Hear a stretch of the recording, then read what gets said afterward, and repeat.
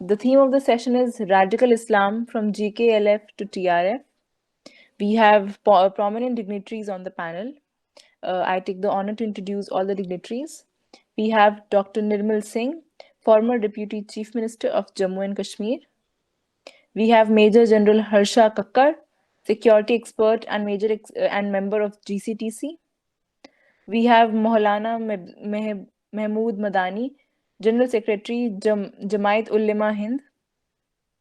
We have Mr. Garib Das, IPS officer, Jammu and Kashmir. We have Mr. Avinash Monani, IPS officer, former DGP Sikkim. We also have with us Mr. Zafar Sareshwala, former Chancellor, Maulana Azad National Urdu University and Executive Council member, GCTC, IPS officer. I'm sorry for that. And we also have with us Ms. Aarti Tikku Singh, Foreign and Strategic Affairs Editor, IANS India. This session will be chaired by Mr. Kartikeya Sharma. Garib, Sir is Garib a... Das, Garib Das and Sayyid Hashmi also are there. Okay, sir. Okay, sir. Okay, this session will be chaired by Mr. Kartikeya Sharma. Sir is a senior journalist and also a former executive editor at WIO and beyond. I give the mic to Mr. Kartikeya Sharma to begin with this session. Sir, you are on mute. Just Okay. unmute yourself. Now, am I audible? Yes, sir. Yeah. I would like to thank Aditya to give me this opportunity to moderate such an august panel, and the theme of our discussion is radical Islam from JKLF to the resistance, which is Resistance Force TRF.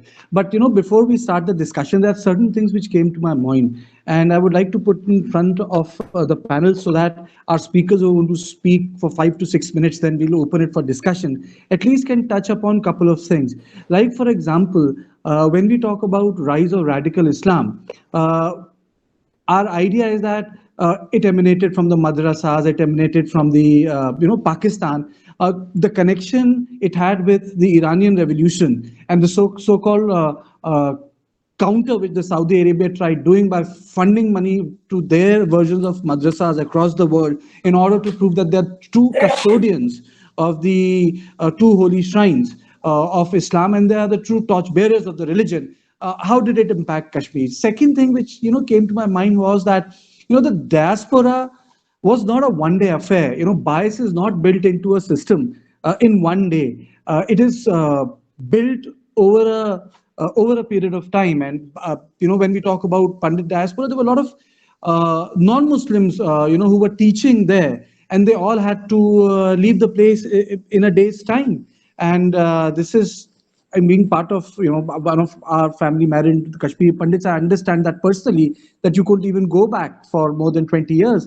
And the third thing, which when we talk about radical Islam and the persecution of the minorities which took place, and I'm purposely not using the word only JKLF and TRF again and again, because I know all of you would use those two poles also, is that this was something which was very unique, which took place in Kashmir, because if the whole idea rested, the Kashmiri exceptionalism, the fact that it was ruled by a Hindu Dogra dynasty. But similar case of persecution was absent when Junagadh was wrested by India, or when even Hyderabad was defeated. Such persecution did not take place in Hyderabad. So I would like to open this discussion by inviting Dr. Nirmal Singh, Honorable former Deputy Chief Minister of former state of J&K, to speak first and address this issue of radical Islam in Jammu and Kashmir. How does one see that? Is it a phenomenon of 20 years, 30 years? Was it always there and changed the shades? How do you see that?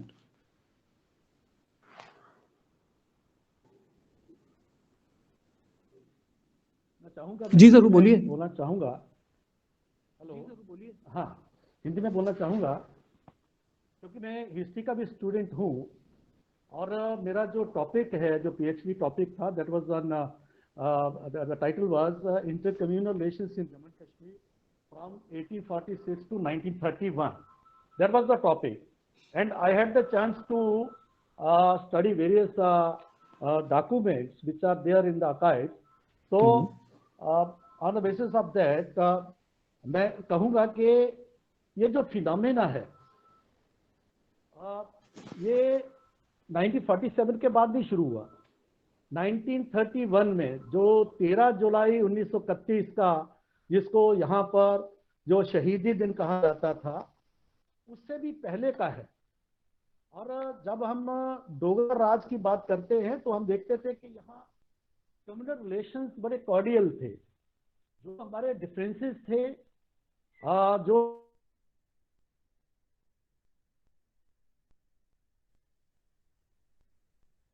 Basically कहना चाहिए कि चाहे वो जो एक उनको हम वो जो रीजंस पर थे, लेकिन जो हमारा अलग एक पहचान थी और उसको कुछ ऐसे त्रुटियां थी जो उस समय समाज में आ गई थी, लेकिन वो एक्सेप्टेड थी वाई वेरियस कम्युनिटी।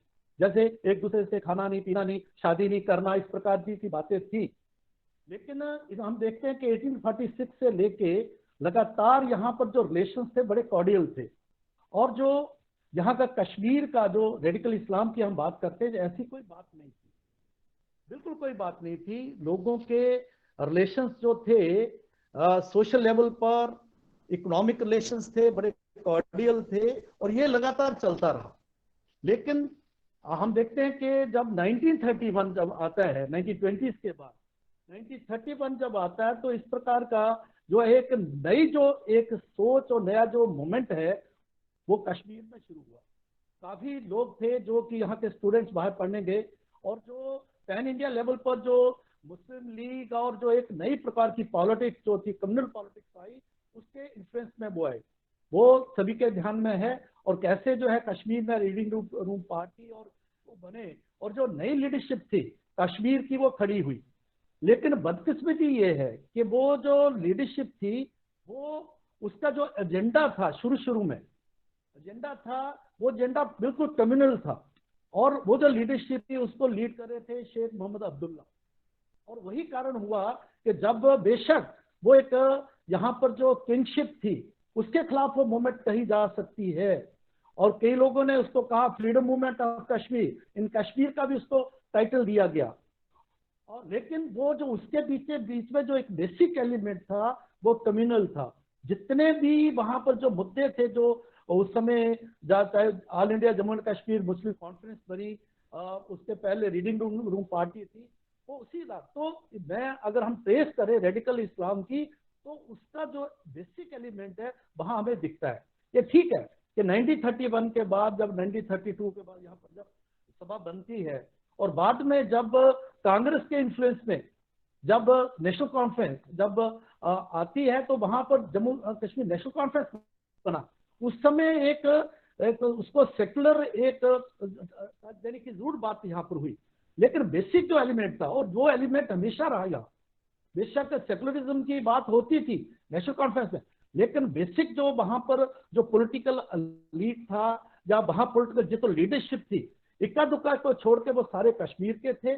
और बेसिकली वो जो थे वो एक कम्युनल एजेंडा को लेकर चले थे। बेशक वो नया कश्मीर की बात जरूर की है, बाकी रिफॉर्म्स की बात की है, लेकिन उसमें जो बेसिक एलिमेंट है वही रहा। तो ये जो है सारा हमने देखा है।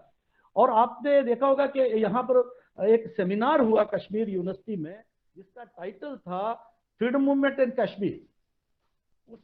उसमें सेमिनार में कश्मीर के भी डिफरेंट कम्युनिटीज के जो थे कहना चाहिए जो रिसर्चर्स थे जिन्होंने अपने पेपर्स प्रेजेंट किए, उसमें वो जो कहा गया फ्रीडम मूवमेंट, अगर उसको हम एनालाइज करते हैं उसको, तो कई कहते थे कि ये फ्रीडम मूवमेंट इन कश्मीर जो है ये कब शुरू हुआ, कि 1576 में हुआ, जब मुगलों में अकबर ने कश्मीर को जो है नेक्स्ट किया। कहीं वो कहना था कि ये नहीं 1819 में हुआ, जब ये महाराजा रंजीत सिंह ने कश्मीर को नेक्स्ट किया।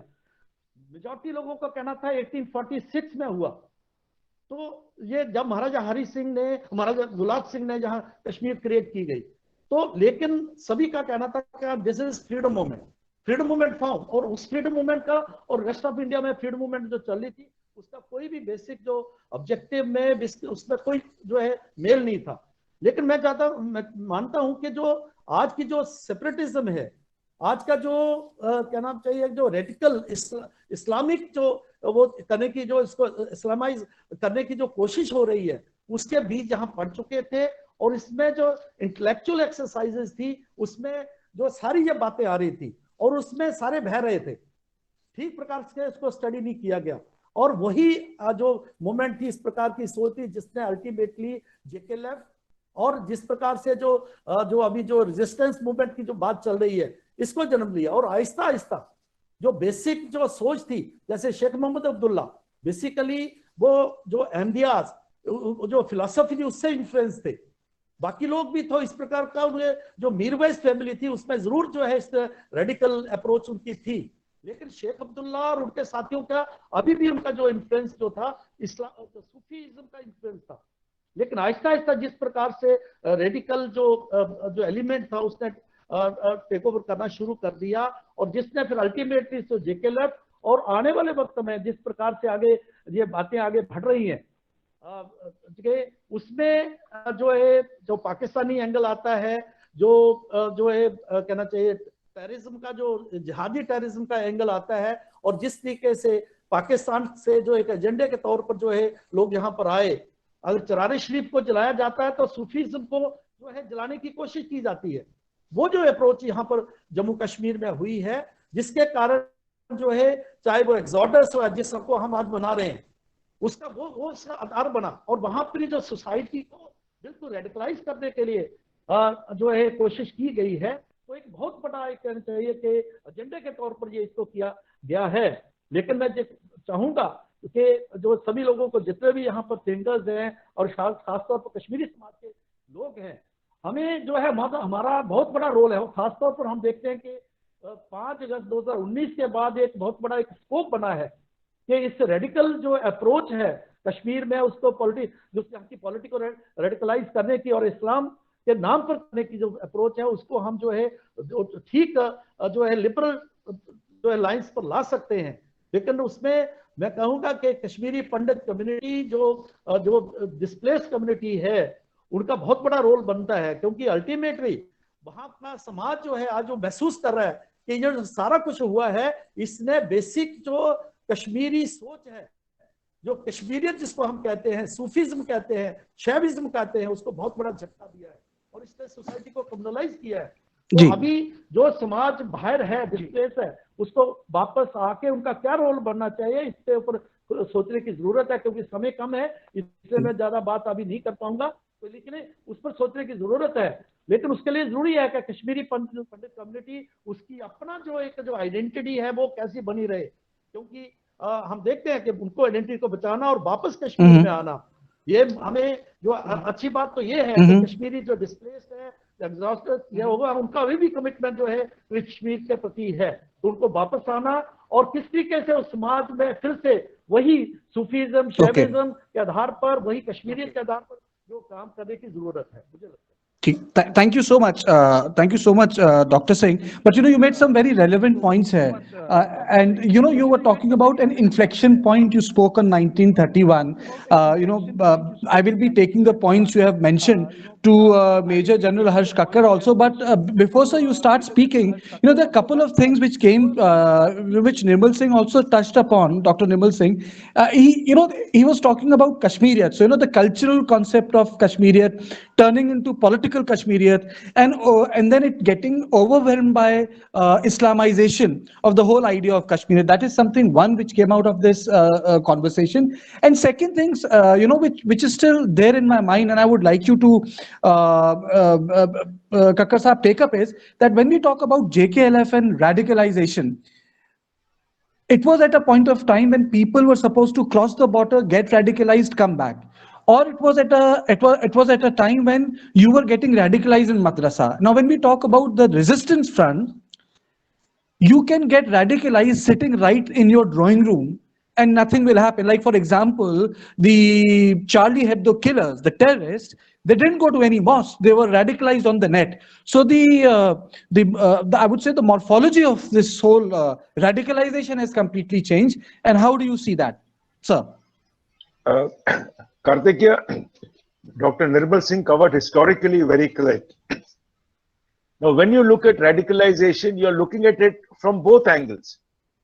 The initial start, before I come down to the JKLF, from the 80s, when you found the sudden spread of madrasas through the Kashmir Valley, you found the sort of speeches that were made there. You found the sort of hatred which was created.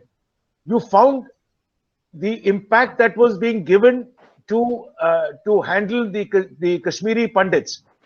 Now, this was bringing about a change in the Kashmiri Sufism. If you recollect, in the Kashmiri menu, beef does not exist. Beef has only been included much later because this was part of the culture of Kashmir. And if you take another case, during 1995, when the Afghan mercenary Mastgul burned down the Sheikh Nuruddin Nurani shrine, you saw the outcry that rose from within the Kashmiri community. Kashmiri insurgents started pulling out of Pakistan-based militant groups. Many of them even surrendered. So this sort of a change started coming in. Now, when you look at the way the militancy and radicalization took place, of course, JKLF was the first, which established camps in POK for Kashmiri youth. And this was the one that was basically responsible for the January 1990 major Holocaust, as we call it. And further aspect which comes in was, as per records, between 1990 and 2001, approximately 10,000 Kashmiri youth crossed over to Pakistan for training, and they were the ones who were being sent back. But then the JKLF agenda was independence from both Pakistan and India. That is when Pakistan started raising the Hizbul Mujahideen. And the reason was to back this and change the entire concept from an independent state to that of merging with Pakistan. Now, this automatically had to be done to support, and along with it was to support the growing radicalization within the region.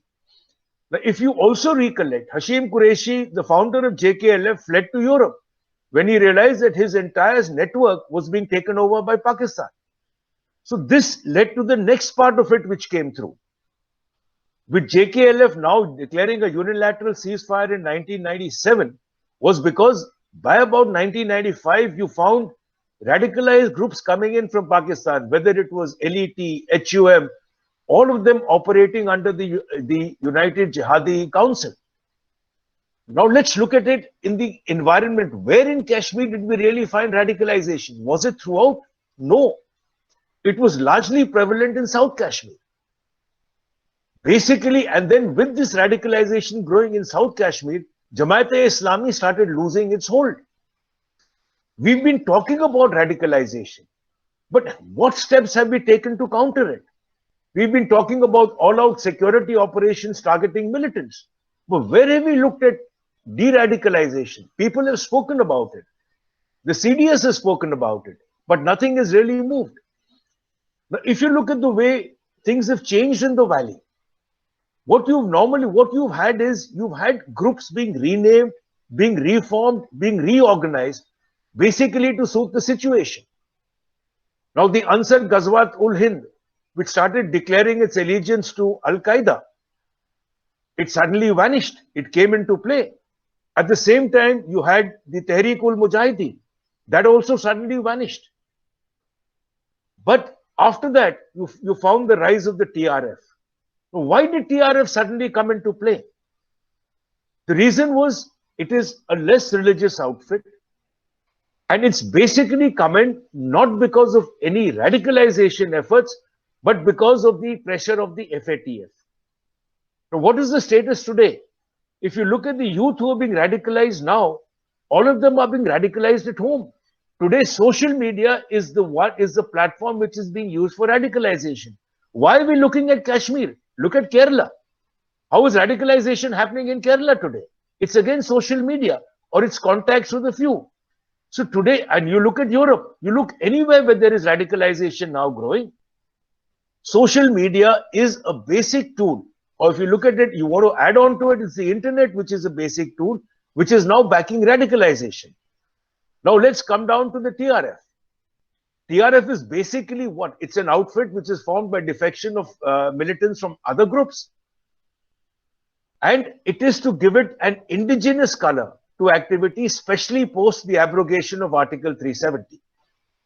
It's also to give it protection to Pakistan. Now, since the insurgency broke out, there has been this sort of a change which has been happening from religious groups to overtly religious groups and then to extremist groups. Possibly TRF is going to be the last in the cycle of transition. The other aspect is, when you look at radicalization happening, it's not going to stop. Today, anyone can get influenced. Whether you're looking at any religion, you can influence a person towards radicalization. All you have to use is employ social media and the internet. And that is actually what is happening in the valley. Unless we take actions to de-radicalize, we're not going to achieve any final solution. Thank you. Very precise, and I must congratulate you that you did it within the time also and made a very powerful point that de-radicalization is not an ancillary tool, it's the main tool. Without that, other things cannot take place. India is a democracy. We cannot have a surveillance state which China has built in Xinjiang, to counter radicalization in that area. But the fact is that India's strategy needs to be different when it comes to Kashmir. So I will go to Avinash Mohanani ji, former DG Sikkim, and my taking a leaf from your argument in context of de-radicalization, I'm going to ask you, sir, that when we talk about de-radicalization in a society, the most important thing which we have witnessed is that it is always successful, and perhaps only successful when it comes from the community. Like if you look at the if I give you the example of pan-India context, a lot of people argue, and it's one point of view, that the sort of the conservatism which exists in one of the minorities is also because that there is not a countervailing force which comes from their middle class, liberal middle class. It is not speaking enough. It's not doing enough. So how do you de-radicalize a province, a state, a union territory when you don't have those powerful voices emanating from their cities like Sopore, Srinagar, Baramulla? How do you do that? Because unless until they're protected and allowed to work, the society cannot get de-radicalized, and you can continue cutting 4G. It will not make any difference. Mohanani ji?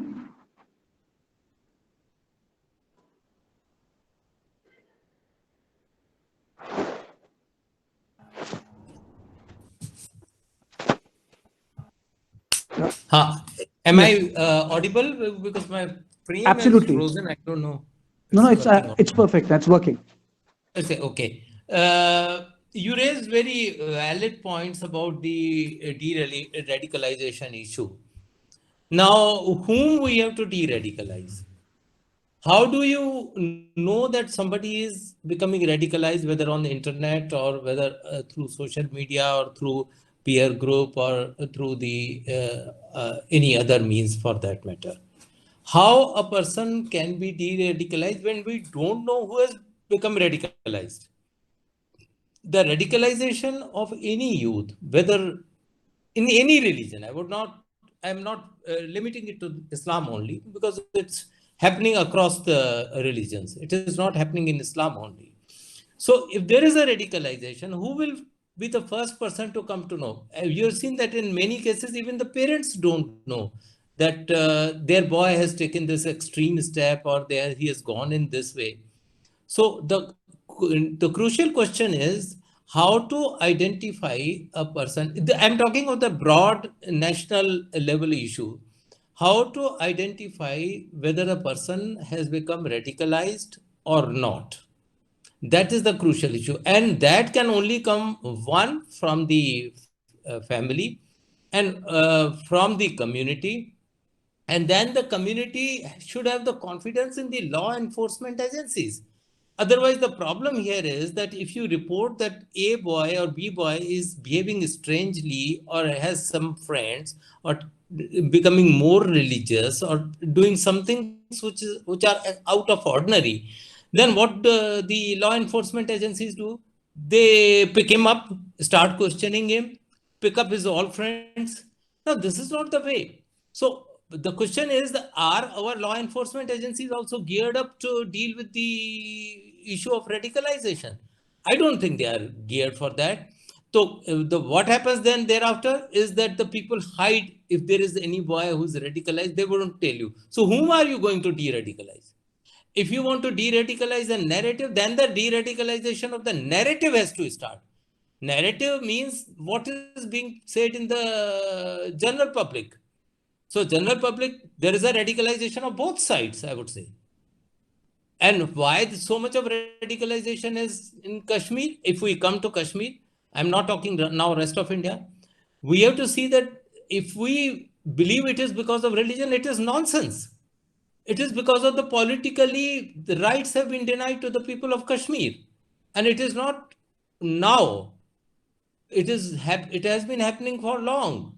So the Kashmiri radicalization is entirely different from the radicalization elsewhere. Number one. Number two, you have seen that even those boys who throw stones, or people will see they're radicalized, no, but they don't go for namaz. Even at the time of namaz, they are there. They are throwing stones.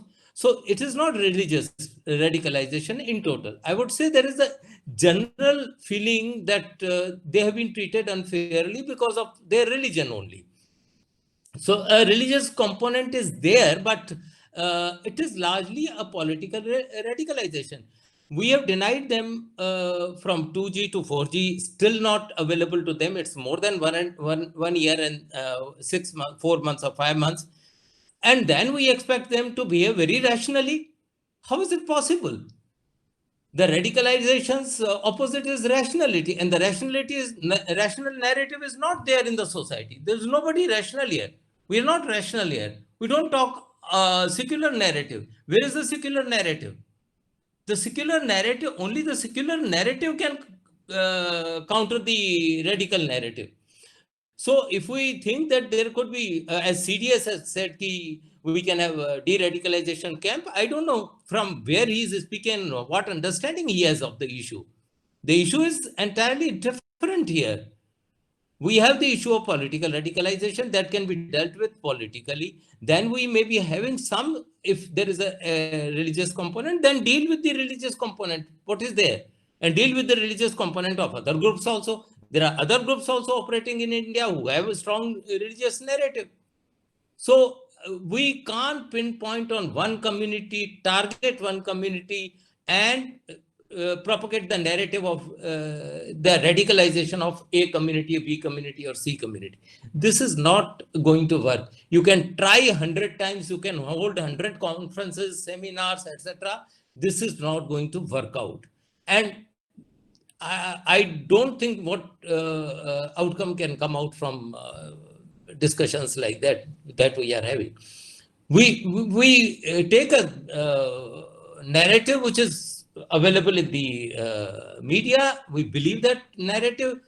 Who has gone into the history? Even history, if you see, Sheikh Abdullah's narrative was a secular narrative. Why Sheikh Abdullah's government was dismissed by Nehru? It was not because that he had become more of a Muslim.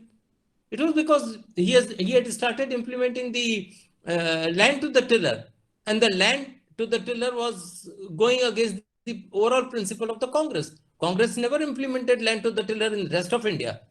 The only state where the land reforms were fully implemented was Jammu and Kashmir. So Jammu and Kashmir should be proud of what happened there. So there are so many things. Anyway, I have a separate narrative. That is why I thought that I will flag this issue, because there are people who will disagree vehemently with me, say I am absolutely wrong, etc. But I can argue with anyone, provided the person is with the open mind, that we should not be focusing on radicalization. We should be focusing on the political and narrative there, and the way we are dealing with the situation, number one. And number two, if there is a religious narrative, the religious narrative has to be corrected, and the secular narrative has to be brought in across the country. It has not to be limited to J&K. What is so special about J&K? J&K is one of the states and or now the Union Territory. So we can incorporate the entire narrative that we want to tell to the people, and then include J&K. Thank you. No, I would say that the beauty of a seminar is to have multiplicity of opinions. It enriches it. So even if we have radically different views, I think it enriches the discussion. But you have made very pertinent points. For example, you have added the issue of the political rights, the political solution, the issue. And you have also added this narrative of what constitutes a secular narrative, which I found very important. And before I hand over the mic to Madni Saab, and you also, but I would say that apart from this J&K, Kerala is also one state where, if I'm not wrong, a lot of land reform was done pretty successfully after Jammu and Kashmir. So J&K is not the sole exception. Kerala is another state. But I would say that yes, an army's Sadbhavna mission too has been running continuously in J&K. That's also there. So to take on this discussion further, I would invite Madni Saab. But with this framework, if you can address that, how do you, when we talk about radicalization, when we talk about from JKLF to TRF, because that's the framework of our argument, where is the problem of radicalization stemming from? Religion has code of ethics, and religion also preaches tolerance. Hinduism preaches tolerance. Islam preaches tolerance. Christianity preaches, every religion preaches tolerance.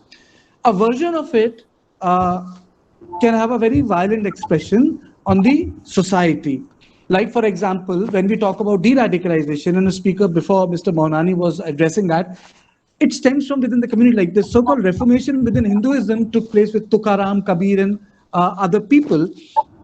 So, how do you address the issue of de-radicalization, which is also connected with the issue of Kashmiri exceptionalism, Kashmiriyat, and the whole debate of is this exceptionalism has to be treated outside the framework of Indian Constitution, like 370, which is a debate, or the exceptionalism can be celebrated within the normal framework of the Constitution. I think I've been told that Madni Saab is going to be little late, so not to stall the discussion, I would like Zafar Sareshwala ji to take forward this discussion, and it can include these points.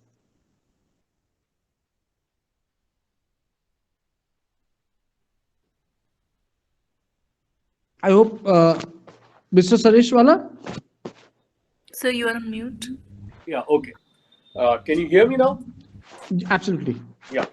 Karthik, I've been studying radicalization since last so many years. And my view is that any form of radicalization, it emanates from extreme view. Now that view, extreme view could be of secularist, it could be of ultra left, or it could be anyone. When we have this view that my view is ultimate, that actually leads to form of radicalization. So it begins from there. And about Kashmir, Kashmir, I would totally agree that it is more a political problem. And it started in 87 because see, I'm from Ahmedabad, Gujarat, and Gujarat had very close relation with Kashmir. The Gujaratis even now are highest number per capita going to Kashmir as tourists. So Gujarat always had very close link with Kashmir, not only Muslims, Hindus, Gujaratis, all of us. So always there was to and fro, and the Kashmiris in large number used to always come to Gujarat to sell their apples and so many things. So there was a bonding between the Gujarati Hindus, because they were the ones who were in large number going to Kashmir, and they were the ones who were in business. So the business relationship with Kashmiri Muslims was more with the Gujarati Hindus. So Kashmir never had. In 87, when this, we all know how it started, that government was desecrated, and people were not allowed to get into election, and this whole movement started in 87. And that was the time when the Afghan movement what was at its ebb. It was lowering down. And Pakistan wanted to enter, and they entered this whole process of Kashmir, and they took advantage of the political problem of 87 and this mismatch and made it a religious and that kind of a thing. So the Kashmiri radicalization is more to do with a political situation, less with religion. Because I'll tell you, I have found Kashmiris more modern in India in their outlook than any Muslim community in the country. I'll tell you, we used to do a seminar that investment opportunities, Islamic investment opportunities in India. We were doing these programs in 2006, 2007. We did across the country. We did one program in Srinagar also in 2007. And for every program, we used to have separate enclosure for ladies. Akartike, you'd be surprised, Srinagar was the only place where the ladies refused to sit in the separate enclosure.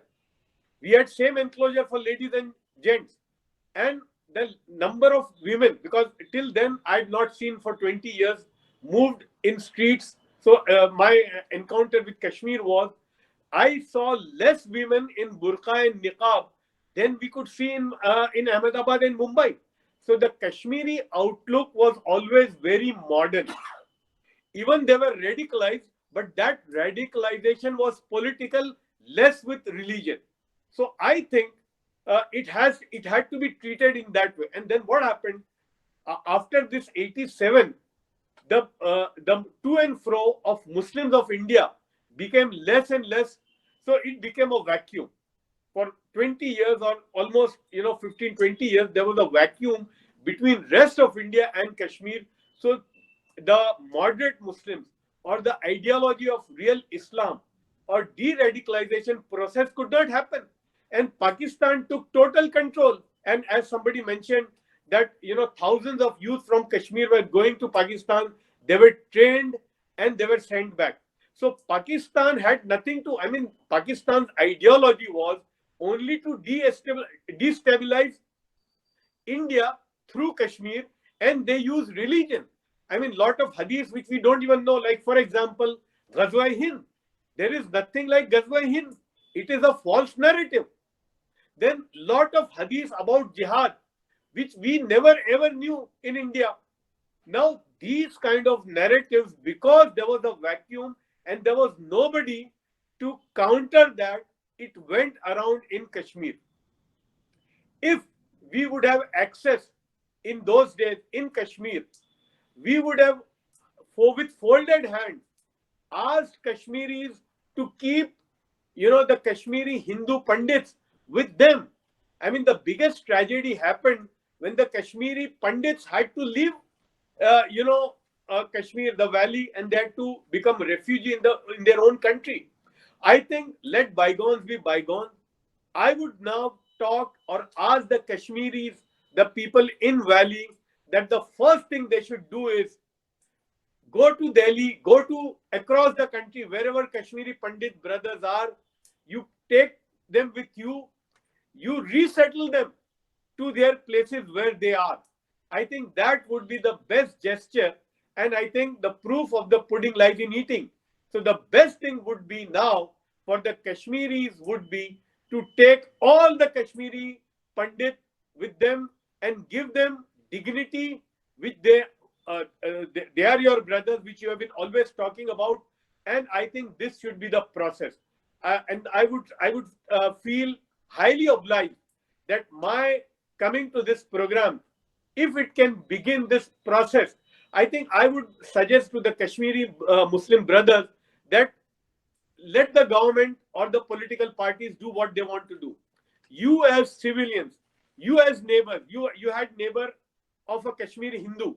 You identify who that Kashmiri Hindu Pandit was. Identify where he is. You go there and अपना हाथ पकड़ के उसको जाकर लेकर आओ, अपने पड़ोस में जहां था उसको वहां बसाओ और ये इसको खत्म कर दो. I think because this solution can only be completed with this action, and a political problem can only be solved politically. there was no religion there at all. I mean, people took advantage to further their point by putting religion into it. Okay. So Okay. I think people now, or the religious scholars across the India, or people who have this view, now they should be, the government of India should create an infrastructure for such people to go to Kashmir, talk to the people there, and I think that would be the best thing. Parallel with that, as I said, that the Kashmiri Hindus, the Kashmiri Muslims should put their fingers, take them and rehabilitate them where they were. I think that could be the best thing happening with this seminar. Okay. Point taken. You know, there are three things which, you know, which come to my mind that which I learned long time back. And before I go to Syed Junaid Hashmi, has been very patiently waiting with us. That one, contemporary history is always contested politically. It is not, there is no distance. So what took place in 40s and 30s and 60s and 50s is contemporary. So there is a contest there. There are no stated facts. There are stated facts of events. And second thing, which I could draw upon the last two speakers was that did political mishandling lead to radicalization? That is another view which is emanating in this seminar. And the third thing which comes to my mind is, again, because, you know, when we talk about India, we talk about the immediate proximate context. You know, I would like other speakers also, since neighbors cannot be ignored, to talk about, despite Pakistan being an Islamic state, the temperament of Pakistan changed under Ziaul Haq. He implemented a different form of Islamic law. It led to radicalization within his army, radicalization of civil society, and radicalization which is being felt today. For example, the former governor of Punjab, he was shot dead because he spoke against blasphemy laws. And the person who shot him has a shrine there. And 1.5 lakh people actually attended it. So, you know, I'm talking about, when we talk about issues from, you know, Indian perspectives, let us also include a sort of a South Asia view into it. Hashmi Saab, please, you can take the baton now and speak about this issue. Do you also feel that the political mishandling led to radicalization within the valley, or radicalization, sort of a global trend which we witnessed after 1980s, the sort of Saudi funding of madrasas, the change in temperament in Pakistan, and other religious events which took place globally also impacted Kashmir, which I mentioned before we started the seminar, the Islamic Revolution of Iran in 1979 and taking over of the holy shrine of Mecca, which really shook the Saudi royalty. And then suddenly, they came out even with a more powerful, stricter global version of Islam, which we know as Wahhabi Islam. To you, sir. सबसे पहले तो मैं गुजारिश ये करूंगा कि कुछ एक बातें मैं जो करने वाला हूँ वो थोड़ी तल्ख होंगी, लेकिन वो क्या करें, बदकिस्मती है, वो हमारी तारीख की सच्चाई है। पहली सबसे इंपॉर्टेंट बात ये है कि अभी मैं सुन रहा था, यहाँ पे ये कहा गया कि कश्मीर में जो ये हार्डलाइन इस्लाम की बात की गई, ये कहा गया कि हार्डलाइन इस्लाम आ रहा था, और फिर ये भी कहा गया कि 1989 में जब टेररिज्म, आतंकवाद कश्मीर घाटी में आया तो ये कहा गया कि मदरसों की तादाद वहां पे बढ़ रही थी। अनफॉर्चुनेटली बदकिस्मती ये कि बहुत सारे लोग ये जानते ही नहीं कि कश्मीर में मदरसा कल्चर अगर था भी कभी तो वो कौन सा मदरसा कल्चर था, 1989 के बाद कौन सा मदरसा कल्चर कश्मीर में आया, और आज जो मदरसा कल्चर कश्मीर में है, क्या वो मदरसा कल्चर उस वक्त कश्मीर में था जब कश्मीर में बंदूक आई। तो पहली बात तो मैं आपको ये क्लियर करूं कि 1947 से लेकर 1984 तक कश्मीर में मदरसे के नाम पर अगर कोई चीज थी तो वो जमात इस्लामी का असर रसूख था, जमात इस्लामी के इंस्टीट्यूशंस थे, चाहे वो स्कूल था, चाहे वो कॉलेज था, चाहे वो आप जिसे मदरसा कहते हैं वो सिर्फ लफ्जी माने में मदरसा था, लेकिन वो मुकम्मल तौर पर स्कूल था। जिन मदरसों की आप बात करते हैं जो यूपी, बिहार या हिंदुस्तान के बाकी इलाकों में आपको मदरसे देखने को मिलते हैं, जहां पर सिर्फ आपको मजहबी तालीम दी जाती है, आपको साइंस नहीं बताया जाता, आपको इंग्लिश और बाकी तमाम लिटरेचर नहीं बताया जाता, जहां पर आपको अरिस्टो को पढ़ने नहीं दिया जाता, जहां पर मार्क्स को आप नहीं पढ़ सकते, जहां पर आप दुनिया का बेस्ट इंग्लिश लिटरेचर नहीं पढ़ सकते, ये वो जम्मू कश्मीर में वो मदरसे नहीं थे। नंबर एक। नंबर दो चीज, 1947 में एक सबसे बड़ी गलती ये हुई, 1931 में मुस्लिम कॉन्फ्रेंस बनती है। मुस्लिम कॉन्फ्रेंस के बनने के बाद वो मुस्लिम कॉन्फ्रेंस से नेशनल कॉन्फ्रेंस तो हो गई, लेकिन मुस्लिम नेशनल कॉन्फ्रेंस का कोई भी मुसलमान, हालांकि कोई भी मुसलमान लीडर ये कतन क्लेम नहीं कर सकता कि उसने जब भी स्टेज पर वो खड़ा हुआ उसने मजहब का इस्तेमाल अपनी सियासत के लिए नहीं किया। आज हम प्राइम मिनिस्टर नरेंद्र मोदी को जब राम मंदिर में जाकर दंडवत प्रणाम करते हुए देखते हैं, या उनको देखते हैं कि वो लोकसभा के बाहर आते हैं, वहां पे प्रणाम करते हैं, तो हम एकदम से कह देते हैं कि हमारा सेकुलरिज्म सारे का सारा खतरे में पड़ा।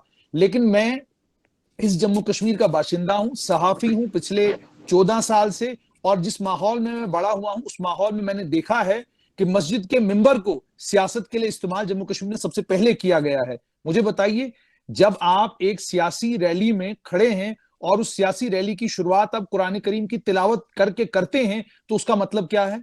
अब उसके मद्दे मुकाबिल जब आप ये देखें कि भारतीय जनता पार्टी का कोई लीडर हो या किसी भी पॉलिटिकल पार्टी का कोई लीडर हो, कोई भी हिंदू लीडर हो, अगर वो किसी भी अपनी पॉलिटिकल रैली की शुरुआत किसी मजहबी तकरीर से करता है, उसकी कॉनोटेशन क्या होती है और इसकी कॉनोटेशन, इसकी तरफ क्यों नहीं किसी ने नजर दौड़ाई? और क्या ये हकीकत नहीं है कि कश्मीर में मजहब का इस्तेमाल सियासत के लिए 1947 से लेकर आज 2020 तक किया जा रहा है, जिस चीज को हम कन्वीनियंटली इग्नोर करते हैं? हम कन्वीनियंटली इसलिए इग्नोर करते हैं क्योंकि हमको ठीक नहीं लगता। अब आपने कि रेडिकलाइजेशन, जहां तक रेडिकलाइजेशन का ताल्लुक है वो एक अलग चैप्टर है। पहले हमको ये समझना होगा कि कश्मीर में 1947 से लेकर आज के दिन तक जो अलग अलग तरह के सियासी एक्सपेरिमेंट्स हुए हैं, जब आप एक बच्चे को 1947 में कश्मीर आजाद, जम्मू कश्मीर आजाद होता है, भारत पूरा आजाद होता है, आप जम्मू कश्मीर में उसी दिन ये कह देते हैं हमने रायशुमारी करानी है, आपको यहां पर प्लेबिसाइड का हक मिलेगा। आप हिंदुस्तान जैसे मुल्क का हिस्सा हुए हैं, 1975 तक वो चला। उसके साथ में आप ये कहिए कि इस्लाम, जमात इस्लामी के जरिए जब अलग अलग कोनों में खानों में जाना शुरू हुआ, वहां पर एक कॉन्सेप्ट एक बच्चे के जहन में डाल दिया गया कि भाई बात सुनो, तुम अगर अल्लाह के रास्ते में कुर्बानी दोगे, तुम्हारी ये कुर्बानी जाया नहीं जाएगी, जहाद करोगे, शहीद होगे, और तमाम गुनाहों से तुमको छुटकारा, तमाम चीजों से तुमको छुटकारा, सीधा तुम जन्नत चले जाओगे। ये बात एक और ये जो बहुत सारे लोग कहते हैं कि रेडिकलाइजेशन, देखिए ये बात समझिए, आपको मुसलमानों में टेररिस्ट तैयार करने के लिए कोई ज्यादा मेहनत नहीं करनी पड़ती। ये एक हकीकत है जिसको आपको मानना पड़ेगा। क्यों नहीं आपको मेहनत ज्यादा करनी पड़ती? क्योंकि एक मुसलमान को ये कंसेप्ट बचपन से हमारे घरों में बचपन से हमको एक कंसेप्ट है कि मौत और जिंदगी अल्लाह के हाथ में, और अगर आप अल्लाह के लिए, इस्लाम के लिए घर से निकलते हैं, इस्लाम की बका के लिए निकलते हैं और आप मारे जाते हैं, तो आपको जन्नत मिलेगी। ये तो बचपन से हमको पढ़ाया जाता है, लेकिन इसका सब कॉन्टेक्स्ट वो हमको कोई नहीं बताता। क्या कश्मीर में किसी ने कभी ये कोशिश की कि कश्मीर के आम नागरिक से, आम युवक से, आम नौजवान से ये बात करे कि जनाबे वाला आप ये तो बताइए हमें, जो जहाद आपको इतना फैंटेसाइज करके बताया जा रहा है, जिस जहाद को लेकर आपको इतनी सारी कहानियां सुनाई जा रही हैं, क्या कश्मीर में वो जहाद का कॉन्सेप्ट जो है, क्या कश्मीर के लिए उस जहाद के कॉन्सेप्ट को जस्टिफाइड समझते हैं? इस नैरेटिव को काउंटर करने की कभी कोशिश नहीं की गई। आप कहते हैं डी रेडिकलाइज करिए, कैसे करेंगे डी रेडिकलाइज? आप कैंप्स बनाएंगे, वहां पर आप नौजवानों को रखेंगे, उनको कहेंगे कि आप री रेडिकलाइज हो जाइए, मुमकिन नहीं है।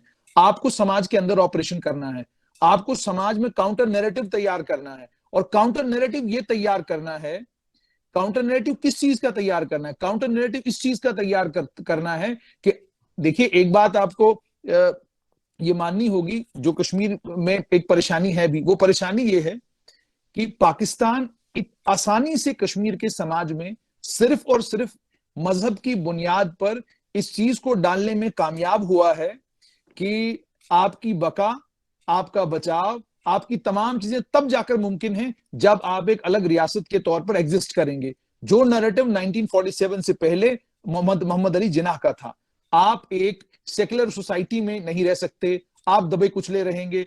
और उसके बाद जो कश्मीर के हालात हैं, वो हालात भी सौर इशारा करते हैं। अब जैसे एक और चीज मुझे यहाँ सुनने को मिली, मैं मदरसों को लेकर आपको ये बताऊं, जो मदरसा कल्चर अब कश्मीर में आया है, ये लेटेस्ट कश्मीर में मदरसा कल्चर जो आया है, 95 के बाद का मदरसा कल्चर है। जिस मदरसा कल्चर में देवबंद का मदरसा यहाँ इंट्रोड्यूस हुआ, यहाँ बरेलवी मदरसा इंट्रोड्यूस हुआ, यहाँ सफी मदरसा इंट्रोड्यूस हुआ, इससे पहले 1984 तक जितने भी मदरसे थे या जितने भी इंस्टीट्यूशंस थे वो जमात इस्लामी के रन इंस्टीट्यूशंस थे। तो कहने का मतलब ये है कि जिस रेडिकलाइजेशन की आप बात कर रहे हैं वो रेडिकलाइजेशन जम्मू कश्मीर में सिर्फ और सिर्फ उसकी वजूहात दो हैं। एक ये कि सियासी तौर पर आप एक कॉन्सेप्ट को, वो कॉन्सेप्ट जो सियासी कॉन्सेप्ट था, अलहदगी का कॉन्सेप्ट जो आपने लोगों को दिया, उस अलहदगी के कॉन्सेप्ट को पानी देने का काम मजहब ने यहां पर किया और उस मजहब का इस्तेमाल जबरदस्त तरीके से किया गया सियासत के लिए भी। उस मजहब का इस्तेमाल जबरदस्त तरीके से किया गया यहां पर ये जो हालात इस वक्त बने हैं वो ये तमाम चीजें उसी वजह से हुई हैं। मेरा जाती तौर पर ये मानना है कि अगर आप इस if you are worried about radicalization, then the way to counter this radicalization is producing a counter narrative by bringing Indian Muslims closer to the Muslims of Jammu and Kashmir. That's my belief in this. Very well spoken. When you were speaking about the issue of radicalization, one thing came to my mind, and these are not my original thoughts. So I'll say that these are the issues which have been addressed by a very famous professor, Olivier Roy, who has written a number of books on Islamic radicalism, and a very profound thinker. And I would like some of the speakers who are left to actually also address the issue that how globalization has reformed, terraformed, if that's the correct word, major religions of the world, and globalization also killing cultural uniqueness and religious code overriding the cultural uniqueness of many places. Like, for example, the sense of Indonesian Islam was very different in 1940s.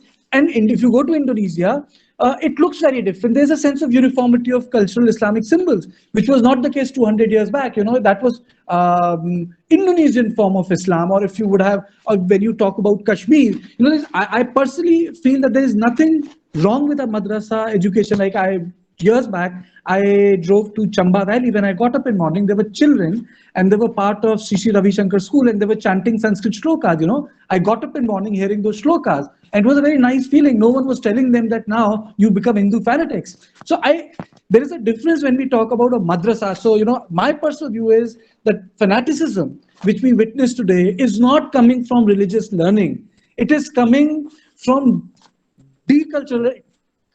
culturalization and a form of adoption of religious learning which is disorganized, which is stemming from your personal understanding of religion directly through internet. And if you look at the cases of France and you see what these people say after getting arrested, then I would say things would become globally far more clearer that Kashmir is also somehow part of that narrative. It has its uniqueness, but it is part of that narrative. Now, if Madni Saab has joined us, I would like to go to Madni Saab and he can put forward his views. A lot of discussion has already taken place. And I would request him that two more speakers are left and then we'll open it for the discussion because now we are running out of time. This is not there, but we have IG, PHQ. Oh, thank you, Aditya. Thank you. So we have Aarti Tikku Singh with us and Garib Das ji. Garib Das ji. Do we have him here? Yeah. Oh, thank you, Aditya. So I would request Garib Das ji to put forward his view and actually also speak on this issue of a lot of speakers, sir, which they have taken up, that political mishandling and radicalization, are they linked or are they two separate things, sir?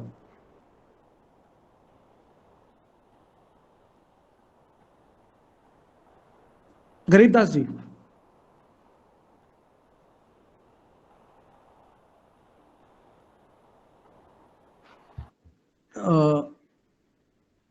Mr. Das, am I audible to you? I think I'll take. I think I'll take these questions to a senior journalist. बोलिए गरीब दास जी, बोलिए. Yes, Karthikeya, as you said, continuing with the point where you left, that political mishandling and radicalization, is it a particular case in the Kashmir Valley? Yes, I fully agree with my previous speaker and the honorable speaker who has spoken before me. Once we say the radicalization in the Valley of Kashmir and particularly in the entire Jammu and Kashmir, I think we have to go slightly in a deeper analysis. Certainly, the attribution towards the political mishandling is the basic cause. If you see right from 1931, the inflection point which ex-Deputy Chief Minister has discussed. That has remained the basic background for the covering the political vacuum which was created by the religion from time to time. So, if we go back to the history in 1931, that event, the way the state was formed, the erstwhile state was formed, and then the consistent the feeling of the people of Valley basically to launch agitation against the Maharaja of that time, and subsequently framing laws and the things are the running administration of this state. So probably there was an experimentation ground both from the state and from the union government.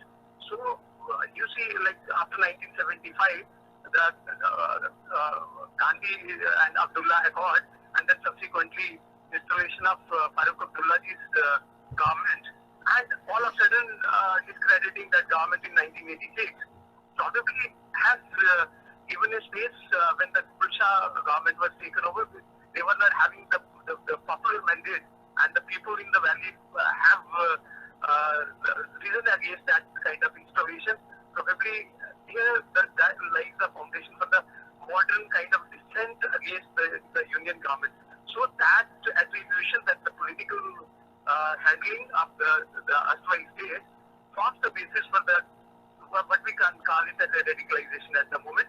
But I think we have to go back straightway to 1990s when the militancy has started, the terrorism has started.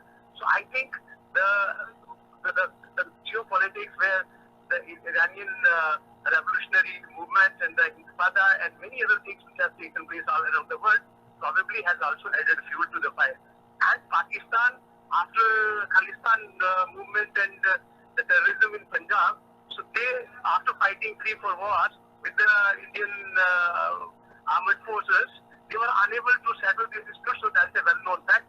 And they were in the command, as the people, and particularly the youth of the Jammu and Kashmir, they have become the victim. So now in the modern day, when we talk about the JKLF, if you see Amanullah Khan, he is born and brought up in Gilgit, and then he settled in Handwara, and he studied in Kupwara, and then ultimately he stayed in Srinagar and laid the foundation for the JKLF, which ultimately has lost, along with the Jamaat Islami. Like my previous speaker, he has said, the earlier institutions which were founded by the part of the socio-religious kind of movement. We have seen, I was a student there in the Valley of Kashmir, and then I got a chance to work as a police officer in the valley. I know the people, like our previous speaker has also mentioned, the society per se is an ultra-modern society. They are very politically, very sensitive. They are very well aware. They know like which side the wind is blowing. So ultimately, if the Pakistan has got you can say the opportunity when the political vacuum was there, then ultimately they have exploited the youth. And JKLF too, the journey to TRF, the resistance force, these are the new strategies, the broader strategies which the Pakistani ISI is employing to mislead. And now we have already the readily available platforms of social media, and then of course the religious fundamentalism. You can't rule it out. It can be anywhere globally. Can be in any of the religion. It can be anywhere in the geographical unit. So I think these things have been diversionary tactics from our enemy. They are employing all the best possible tactics. But yes, if you see as on date, the things which are happening in the Valley of Kashmir as far as radicalization is concerned, I think we must have a broader blueprint. We must involve communities. We must involve the entire country into this the serious issue. So the things have been started after 9/11 and 2001, the term radicalization, and particularly if you see the radicalization, so we have to understand what are the reasons behind the radicalization. So we have some kind of actions we have already taken. Employability, taking our students towards the rest part of the country, giving admissions to the children in the various other states. And these are small measures, but I think we require a well-defined policy to de-radicalize and counter-radicalization. So first and foremost, I think the response should come from society. I have served here for more than 2.5 years, This is my feeling. The people here are ultra nationalist. Let me tell you, but ultimately it depends how you handle them. So in case if for example, it's a majority minority kind of state. If you see the population structure, of course, today is the day I can correlate it with the exodus and mass exodus which we experienced in 1990. And myself, we also left our place there. And ultimately, what had happened, what is required, the present response has to come from the society itself. So unless or until that love and trust relationship we build again, and the way to Sufi traditions, but of course this is fraught with many of the security risks, and that conducive atmosphere needs to be drawn before we go for another kind of experimentation, knowing very well that the youth of Kashmir, as on date, they have really got, you can say that the trust deficit has increased, so we have to convince them. Like my previous speaker, he said, okay, you are going to die, and straightway you will get entry to heaven. So I think we have to develop a strong counter narrative to find out like the new education policy and the way we can solve this issue right from madrasa level. So far, maybe wrongly to put in leveling some way in a extreme fashion. So I think there is a need to introduce modern education system in the socio-religious institutions. We can call them madrasas, we can call them religious leaders, but of course, simultaneously, it has to be a multi-pronged approach.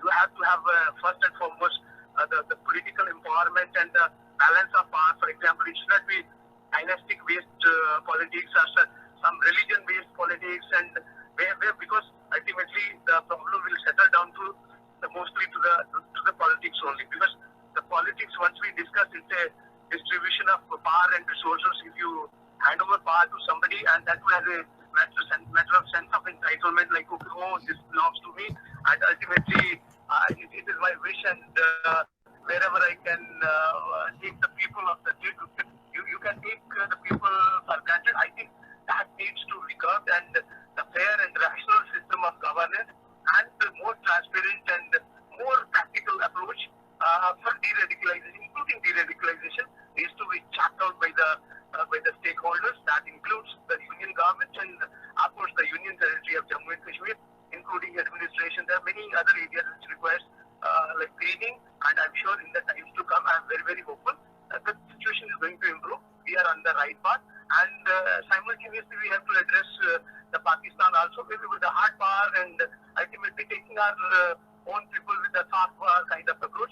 That will lead to probably on the brighter side as far as this issue is concerned.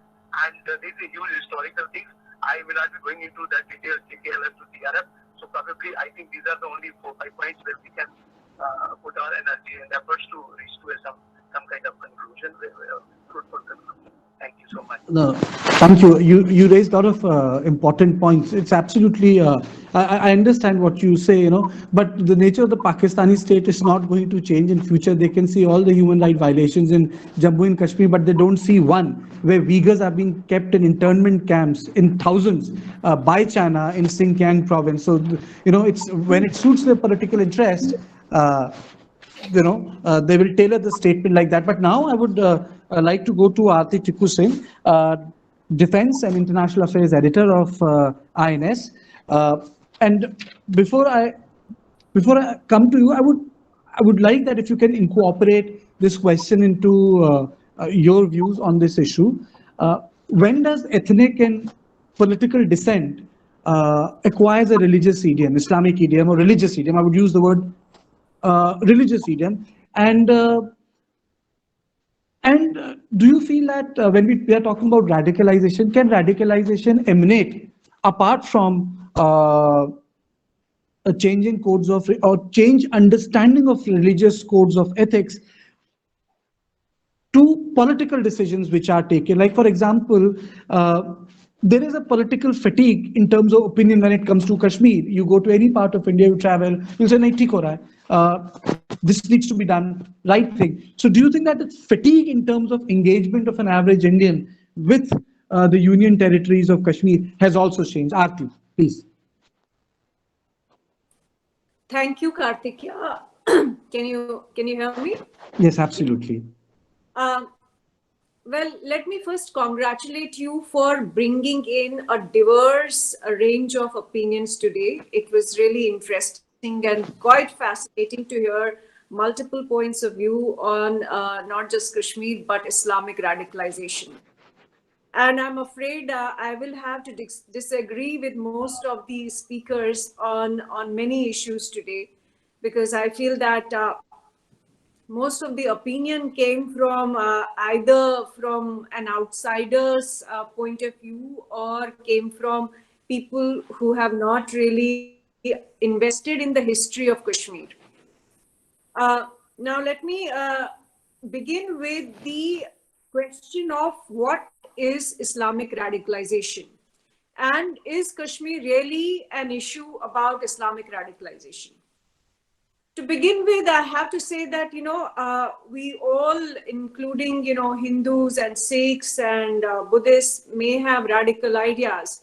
But all these radical opinions of these groups in India, as one of the speakers was mentioning, that there is radicalization all over the country, in fact, across the world. But is this radicalization the same as Islamic radicalization? And well, my answer has to be no, because Islamic radicalization versus Hindu radicalization versus Buddhist radicalization does not give you the same output or the end picture. If you look at Islamic radicalization, what does it really mean? It means, as of today, you have ISIS, you have Al-Qaeda, you have multiple number of such outfits who are out there fighting to establish caliphate, fighting to establish the law of Islam across the world, fighting to have a larger Muslim community, ummah, around the world. Does it really compare with, say, the Hindu radicalization or Buddhist radicalization? Are other communities also going out, fighting across the world for establishing Hindu law, or say Buddhist law, or say Christian law? So what exactly is radicalization? Are we just saying that it's only about, establishing Islamic law? Or are we saying that it's slaughter and bloodshed that ISIS and Al-Qaeda engages in? Or are we saying that Islamic radicalization is a product of the wrong policies of the Indian government in Kashmir, for example, as somebody was saying in this debate earlier? The issue is that the story of Islamic radicalization, in fact, I think the whole term radicalization, Islamic radicalization, is a very, very, I would say, an incorrect, and also in a way, it's an obfuscation of the real issue at hand. Why do I say that? Because if you really look at the genesis of Islamic radicalization, and if you read Pakistani writers, Pakistani scholars who have really spent their entire lives on this issue, because Pakistan as of today is the epicenter, or seen as the epicenter, of Islamic radicalization and Islamic terror. They spend their lives, and if you read them, they take us back to the issue of Islamic revivalism in the Indian subcontinent, the issue of Muslims standing up against modernization. And what is modernization? I think Zafar Sareshwala did point out that Kashmir at one point, since there were tourists, Gujarati tourists coming in, and they noticed that Kashmiri Muslim society was quite modern and very different from Muslims in the rest of the country, because women did not wear burqa, women did not really put hijab on their heads. And from a certain perspective, he is right that Kashmiri Muslim society was modern. And when we say modern, what do we really mean? And when I am connecting this to Islamic revivalism, what do we really mean? the issue was that the British colonial idea of modernization was the separation of state and religion. Modernization was the fact that people will determine what law should govern a territory, what law should govern certain people. And if Islamic revivalism was born in the context of opposition to this idea of modernization, which was essentially secularism. Somebody else was saying that Kashmir issue, somebody else,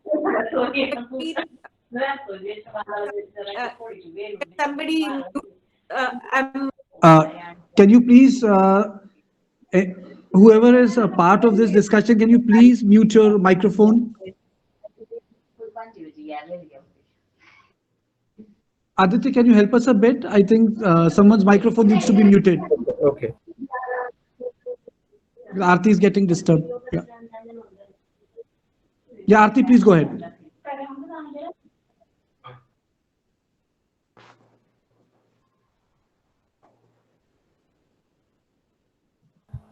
Aarti, you're on mute. Kindly unmute. Sorry. So I was saying that when we say that Kashmir is a political issue and not a religious issue, do we even know what we are talking about? Do we even know the difference between politics and religious politics or religion in the context of Kashmir? I think people who have some confusion about whether this is a political issue or religious issue clearly do not know what the real issue is. The real issue is the rejection of a certain community, rejection that came from a certain community against the idea of coexistence. And we go back to the idea of two-nation theory, which was given by Iqbal and Muhammad Ali Jinnah. And why am I referring to two-nation theory? Because that was essentially rejection of modernization. That was rejection of the idea that Hindus and Muslims can live together. That was the rejection of the idea that people should govern themselves, that secular polity should govern a state. Two-nation theory was essentially a communal idea. It was an idea that Muslims ought to have their own state. That Muslims cannot live under a secular dispensation. They cannot trust other communities to lead or to provide a secular dispensation. Now, from that perspective, Islamic radicalization, to my mind, is the very rejection of the secular polity. Islamic radicalization is the urge or the desire to establish an Islamic state, and to fulfill that mission, to fulfill that vision, people can take up arms, people can slaughter other minorities, people can do ethnic cleansing of minorities who are in the way of establishing an Islamic state. And that's exactly what happened in 1947 also. The kind of communal violence the Indian subcontinent saw over the creation of Pakistan. And it came, I'm not saying that violence happened only on one side, violence happened on both sides. And that was also, in a way, an example of radicalization. So what are we really saying? We are saying that Kashmir is not a religious issue. Of course, Kashmir is a religious issue, because the very reason of Islamic insurgency, the very reason that an entire group of Kashmiri Muslim separatists were contesting the 1987 elections on the fundamental of right to self-determination. And what was that right to self-determination? It was for whether you are going to accept India, a secular democratic republic, as your sovereign, or you are going to accept Pakistan an Islamic republic as your sovereign.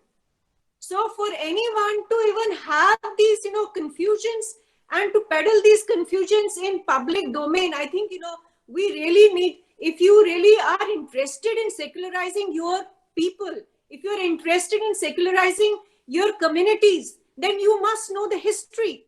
You must know where we are coming from and what exactly are we talking about. 87 elections, when 87 elections, many people think that the problem started in 87. No, it did not start in 87. JKLF was formed much before the 87 elections. The Muslim United Front, the constituents of Muslim United Front, including Jamaat-e-Islami, Hashmi Sahab said very insightful things, and I think for the most part, I really agree with him. But on one issue, I think he needs to review one of his positions, that Jamaat-e-Islami was very modern. I'm afraid to say that Jamaat-e-Islami, which is the political parent of Hizbul Mujahideen, you read its manifesto, you read its literature. What was Jamaat-e-Islami's agenda in Kashmir to begin with? The agenda was to have Islamic Caliphate. The agenda was to have the Sharia law. The agenda was rejection of India, the rejection of secular dispensation. And when we talk of Jamaat-e-Islami, before 1990 ethnic cleansing and genocide of Kashmiri Pandits, there was another exodus that happened in 1986. How many people know that? Not many people know that in 1986, Jamaat-e-Islami was at the forefront of terrorizing Kashmiri Hindus in Kashmir. Their temples were desecrated. Their properties were looted and burned. Who was doing that? How did that happen? How did we come to that? JKLF, which called itself a secular political group, secular militant group. JKLF militants have admitted on television. For example, Bitta Karate, who was part of the JKLF gang, he admitted on television that he killed more than 40 Kashmiri Pandits, and after which he lost the count. So was he secular? Was JKLF secular? And why was JKLF fighting for the right to self-determination? If they are really secular, where was the issue of having a separate Islamic republic? Issue of having a separate Islamic state when India was already a secular democracy? It was not Narendra Modi at that time when JKLF was formed. It was not BJP or RSS in power when JKLF was formed. Okay. So for all these people to say that, to draw moral equivalence between Hindu radicalization, Islamic radicalization, they absolutely have no solid ground to stand on. Second, Islamic radicalization is fundamentally rooted in the idea of two-nation theory, at least in the Indian subcontinent. And also Islamic radicalization is rooted in the idea that Muslims ought to have a separate state. They ought to have an Islamic state, and therefore the need for establishment of Caliphate and Nizam-e-Mustafa. Thank you. Differing points, but I would definitely say, Aarti, you enriched this discussion also, because it's also lived experience. There are also, there is an experience of being there. There is an experience of studying the community. There is an experience of being part of a larger community talking about it. Before I go to Dr. Nirmal Singh once again, there are a couple of things I would like to bring it on plate. For example, when you spoke about 1987, there's also an added dimension, political, that the election was rigged. That's one. Secondly, when we were talking about radicalization, and since the discussion ambit is JKLF to TRF and radical Islam, I have also, a lot of speakers have again used the word radicalization, but it incorporates the word political more than religious, So, and this is something which I've gathered from all the August speakers. So when you're talking about radicalization, you are also speaking of political radicalization. And political radicalization does not only emanate from global Islamic influences, they can also emanate from the decisions which are micro level, macro level, national level, or public opinion. And third thing, when we are talking about this radicalization, though it was addressed, how is it increasing at the time when social media is spewing hate and when social media is really out of control? These are the larger issues, but I would like again to go back to Dr. Nirmal Singh and ask him, so what do you make of the various lines of discussion and the point of views which have been put on plate by so many speakers here? Sir, I guess he's joining back. We Okay. can now take Q&A. So, okay. Can I come in here? Yes, you can, but there's a question. I'll take the advantage of being the moderator and ask the first question, sir. Then I'll allow you to ask the second one. So let me use that small privilege. And this question I would like to put to Avinash Mohanani ji, who had a very different view.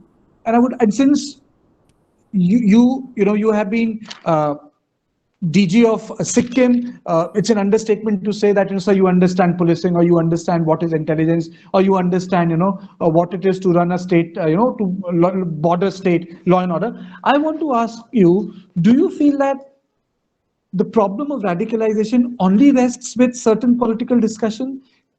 Can't it be a complex phenomena of a political issues, larger radicalization, radicalization in the proximate neighborhood, and the whole idea of Kashmiri exceptionalism, the idea that it cannot be entertained within the Indian constitution? Mr. Mohanani, if you're there with me.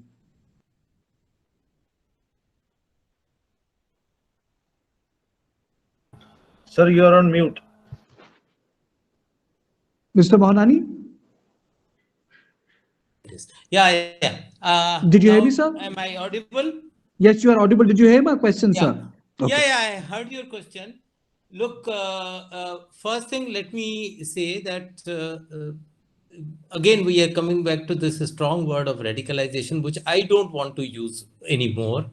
The issue is that if somebody has to carry out a Fedayeen attack, or somebody has to carry out a terror attack, if ISI wants somebody to come to India and do that, will they be able to successfully do it through their own channels, or they will have to find out somebody else to do it for them? The problem is that ISI can't recruit a person to blow up himself in Srinagar or Baramulla or wherever it is. So they need religious preachers and people who can, whatever misinterpret or what the stanzas from the religious scriptures, and tell them that, look, if you do this, you will reach heaven, or you do this, this will happen, this will happen. So for that, they need religious people. And it is not correct to say that the Pakistan has become radicalized. It is totally incorrect. I have served in Pakistan for 4 years, and the people are as good, as bad as all of we are. It is not that they have become radicalized, not at all. And if you see, if they were radicalized, then how come the religious parties don't get votes there? If the vote is, the elections are won by Pakistan People's Party, Pakistan Muslim League, or the far more secular party as Awami National Conference. These are the parties who get vote. The religious vote is not limited to even 1%, 2%, or maybe at the most 3 or 4% vote. It's not more than that. Why it is happening? This is an unnecessary hype that we have built, that Pakistan is radicalized. There is too much of this thing, that thing. There may be a section who's fundamentally inclined in many religions. It happens that you see that the bulk of the people are in between. There is extreme liberal fringe in any society, and there is an extreme, I would say, right-wing or fundamentalist, or a kind of a religiously indoctrinated fringe.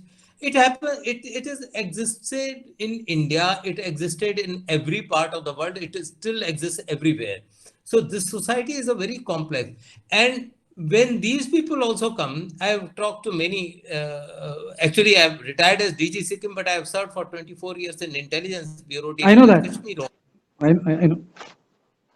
Yeah. So when I talk to these boys who have come from there, who were supposed to blow up themselves, when you question them, when you talk to them, they say that we were told something that वहाँ पे नमाज नहीं होती, वहाँ पर मस्जिदों में फौज घुस जाती है, ये करती है, वो करती है, औरतों की बेहुरमती होती है. मैंने so much of stories have been fed to these boys when they were recruited. And let us realize, in the age group of say about 16, 17 to about 22, 23, 24, we are highly vulnerable people.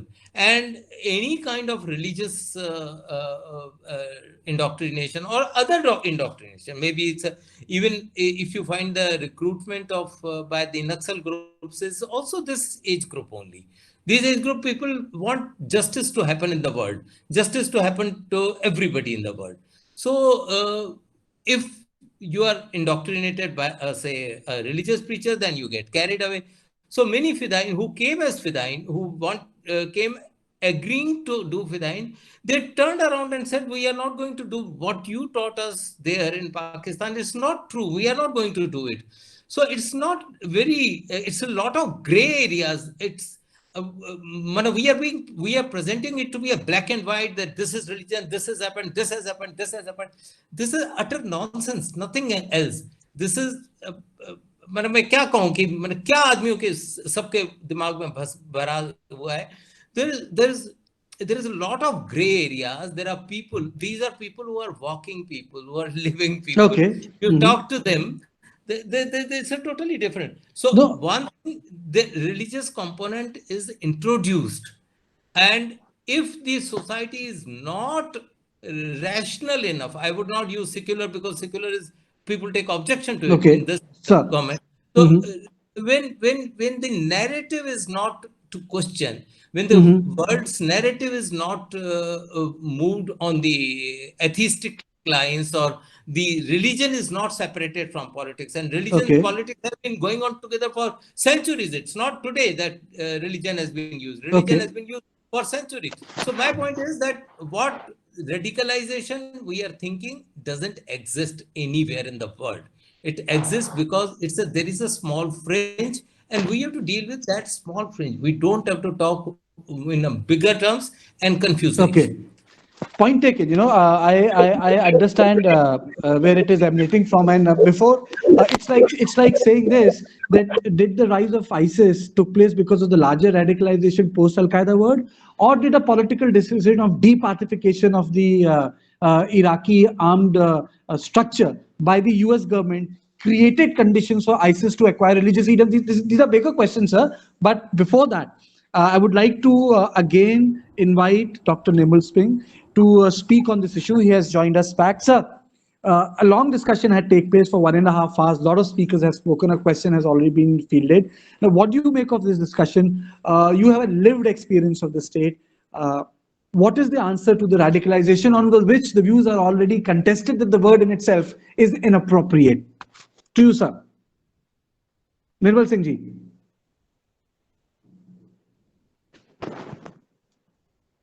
Can you hear me, sir?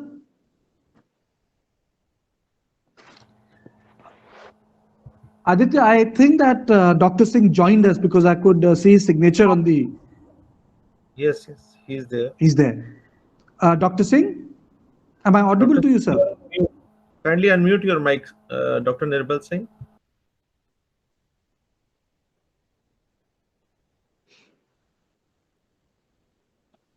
निर्बल सिंह जी, आपका mic mute पे है, kindly unmute कर दीजिए.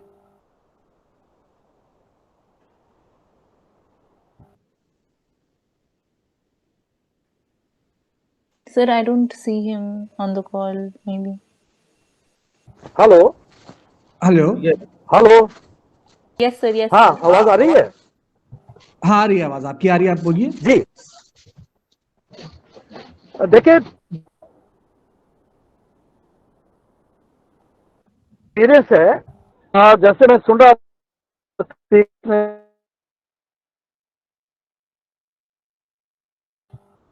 Sir आप अपना camera बंद कर चाहिए। लीजिए, आपकी आवाज नहीं आ रही। प्लीज आप अपना कैमरा बंद कर लीजिए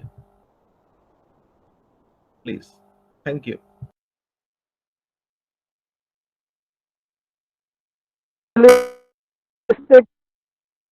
हेलो, हाँ बोलिए निर्मल सिंह जी। हेलो, हाँ हेलो, आप अपना कैमरा बंद करके वॉइस आवाज आ मोड रही पे आ है? जाइए, तो आपकी आवाज आ रही है। नहीं, कैमरा मैंने बंद किया है अभी। हाँ अब आप बोलिए। जी, देखिए मैं सभी लोगों को सुन रहा था। देखिए ऐसा है कि जम्मू कश्मीर का जो हमारा एक्सपीरियंस है, तो जम्मू कश्मीर की जो परिस्थितियां थी वो अलग थी, क्योंकि जिस तरीके से हम देखते हैं कि बहुत बड़ा शिफ्ट यहाँ की सोसाइटी की अप्रोच में आया है। जो एक ऐसी सोसाइटी थी जो सूफीज में विश्वास करती थी, मजारों की पूजा करती थी, जिसमें पर्दा सिस्टम नाम की कोई चीज नहीं थी, जिसमें बड़ा ऑल इंक्लूसिव था, और यहाँ इस प्रकार की अप्रोच। और एक माइनॉरिटी कश्मीरी पंडित जो थे वो उनमें रहते थे और आपस में उनका बहुत, मैं ये 70s 80s की बात कर रहा हूं, लेकिन से एक बहुत बड़ा शिफ्ट है इसके लगा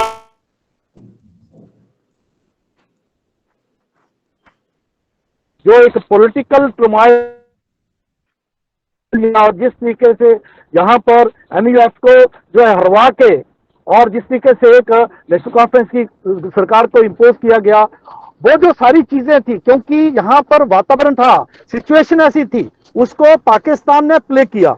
और उसके साथ साथ जो एक रेडिकल जो अप्रोच थी, जो इस्लामिस्ट हैं उन्होंने इस सारी चीजों को बुनाया, जिसके कारण आज वहां पर बुर्का सिस्टम है, आज वहां पर जो है टॉलरेंस बिल्कुल लगभग समाप्त हो गई है। नौजवानों में जिस प्रकार से एक नई प्रकार की सोच है, सोशल मीडिया उसमें जो है एड ऑन कर रहा है, और जिस तरीके से जो सारा जो वातावरण बना है, ये जो है एक लगातार कोशिश होती रही जो रेडिकल ग्रुप्स थे और उनके द्वारा।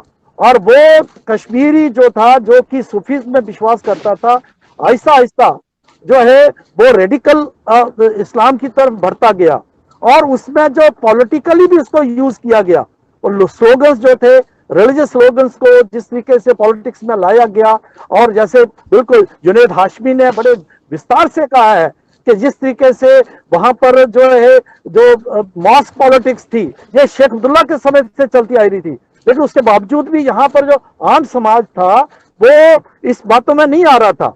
लेकिन जिस प्रकार से यहाँ पॉलिटिकल जो है सिस्टम के साथ खेला गया, दिल्ली से सरकारें इंपोज की गई, और जिस तरीके से यहाँ पर जो नौजवान था वो एक मौका मिला, और जो रेडिकल ग्रुप्स थे उन्होंने उस चीज को एक्सप्लॉइट करते हुए और ऐसे जो है क्रॉस रोड के ऊपर कश्मीर को खड़ा कर दिया है कि वहां का नौजवान, वहां का जो आम आदमी जो है वो कहाँ जाए, उसकी नेचर नहीं है रेडिकल, उसमें जो उसकी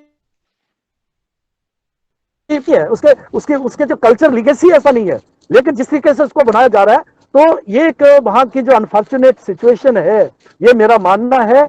और आगे मुझे लगता है जिस तरीके से जो एक सेपरेट स्टेटस के कारण उनके दिमाग में था कि आप अलग हैं, आप मेन स्ट्रीम जो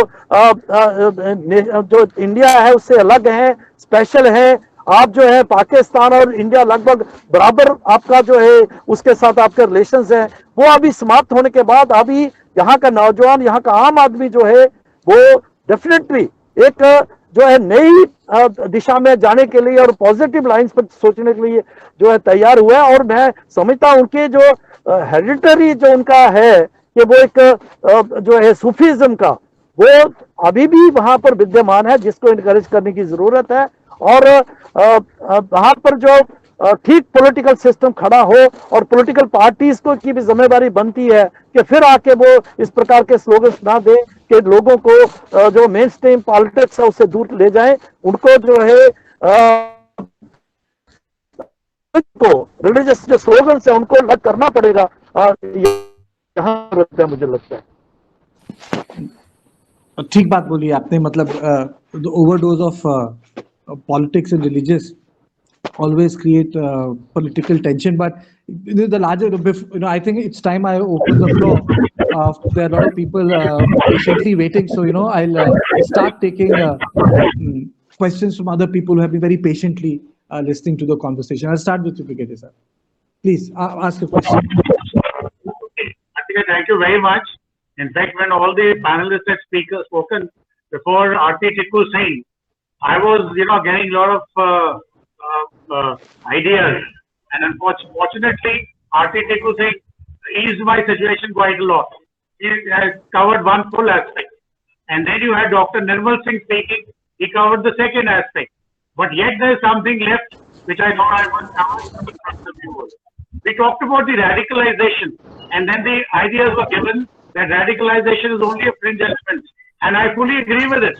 World over, it's a fringe element, and it has been promoted by the politics of the region or whatever at that particular time. That is perfectly all right. When it comes to Jammu and Kashmir, situation is different today, right?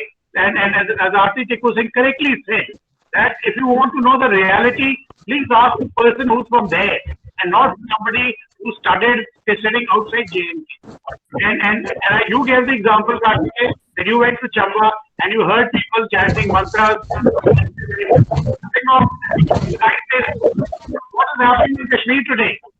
There is a certain set of Kashmiri Muslims who owe their descent from Turkey, Iran, Persia, and things like that. So they think that they are superior Muslims. They are the ones who control everything. And the converti Muslims of Kashmir, they are the second-class citizens. And the Muslims in India, probably third-class citizens. So that is their mindset. And they are the ones who are controlling everything. And they are the ones who are forcing the religious radicalization on rest of the people. Like some panelists said, Gurkha, etc. was something not seen in Kashmir.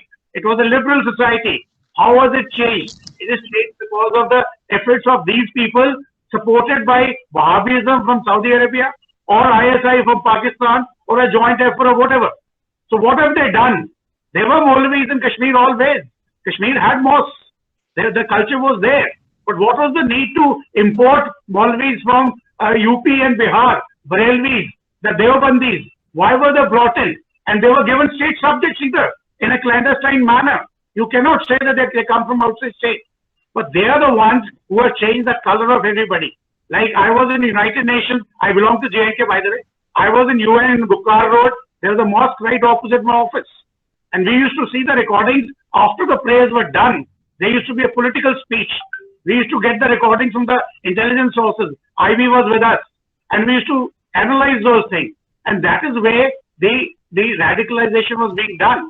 And they were told, hey, look, whatever political problems that you have, which have come from Delhi.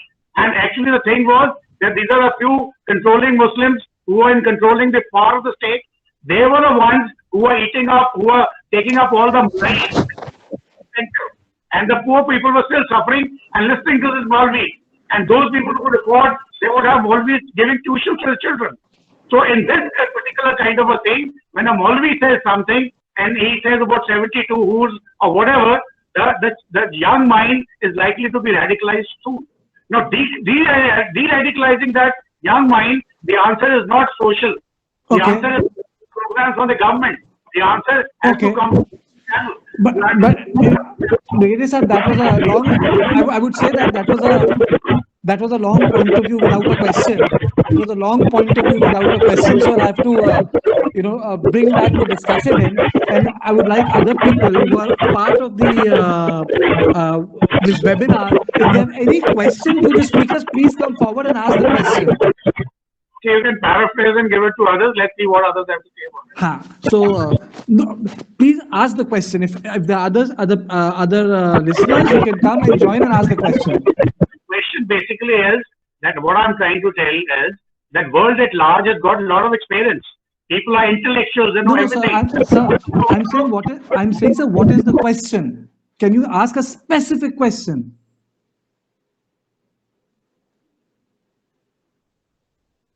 Hello?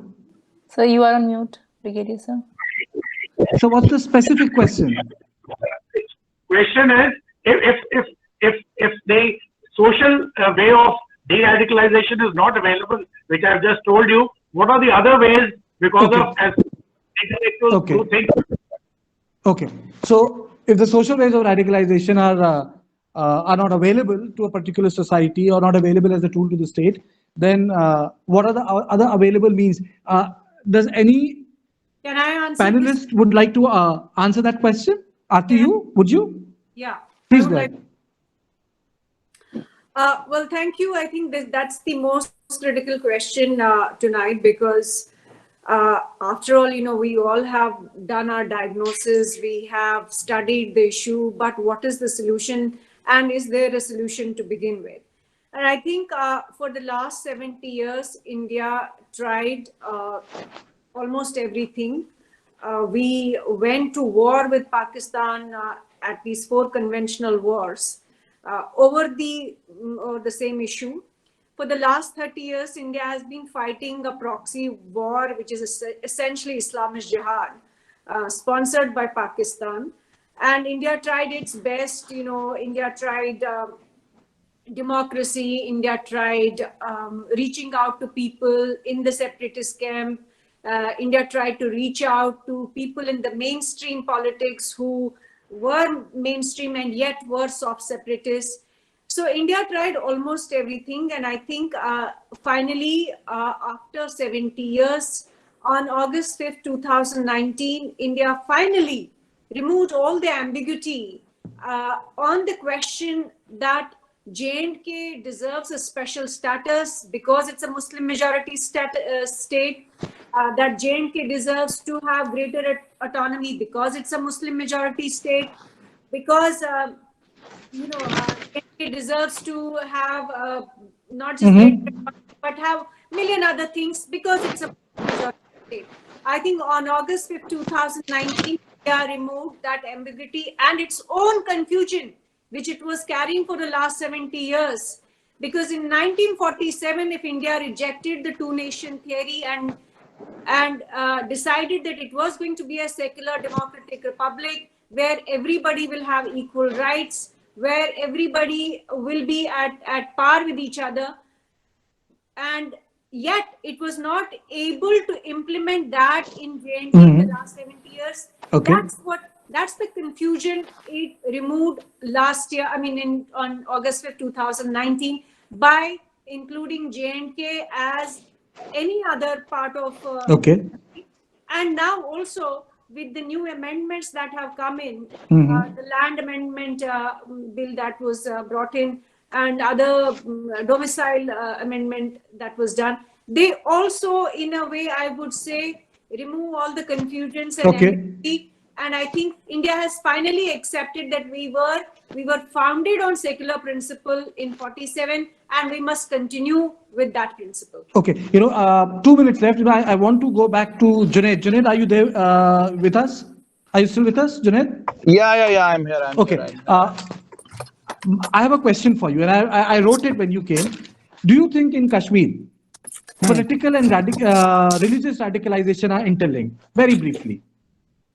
बिल्कुल मैं I agree with you that political. No, you don't need to agree with me. I just want to ask you because it's a question I have as an outsider. Are these two things interlinked?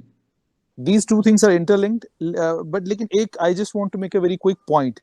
आरती जी ने एक बात कही, उन्होंने कहा कि I said कि जमात इस्लामी जो है मॉडर्न आउटलुक थी उसकी. मैंने ये कहा कि जो मदरसा कल्चर पूरे मुल्क भर में है वो मदरसा कल्चर कश्मीर में नहीं था.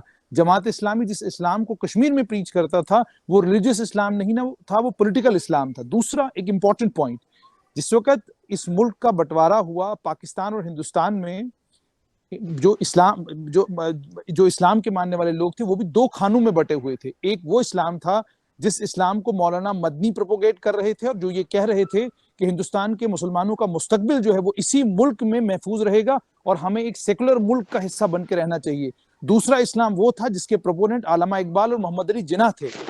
आलमा इकबाल और मोहम्मद अली जिन्नाह वाले इस्लाम को कश्मीर में प्रोपोगेट जमात इस्लामी ने किया, क्योंकि जमात इस्लामी मौलाना मौदूदी के मानने वाले थे. और मौलाना मौदूदी वो एक आदमी थे जिनके मौलाना मदनी के साथ जबरदस्त किस्म के इख्तलाफात हुए. अब जिन फॉर्मूलाज की बात की जा रही है, अगर आपको मुस्लिम सोसाइटी को रिफॉर्म करना है तो आपको मुस्लिम सोसाइटी को रिफॉर्म करना है उस इंडियन इस्लाम से जिस इंडियन इस्लाम की बुनियाद मौलाना मदनी ने डाली, जिन्होंने ये कहा था कि एक सेकुलर पोलाइटी की बुनियाद पर, सेकुलरिज्म की बुनियाद पर, और सबसे बड़ी चीज म्यूचुअल कोएग्जिस्टेंस की बुनियाद पर ही हम लोग यहाँ टिक कर रह सकते हैं। दूसरी बात, एक चीज के साथ मैं और एग्री करूंगा कि ये जो 5 अगस्त 2019 को हुआ है, ये 1947 में हो जाना चाहिए था।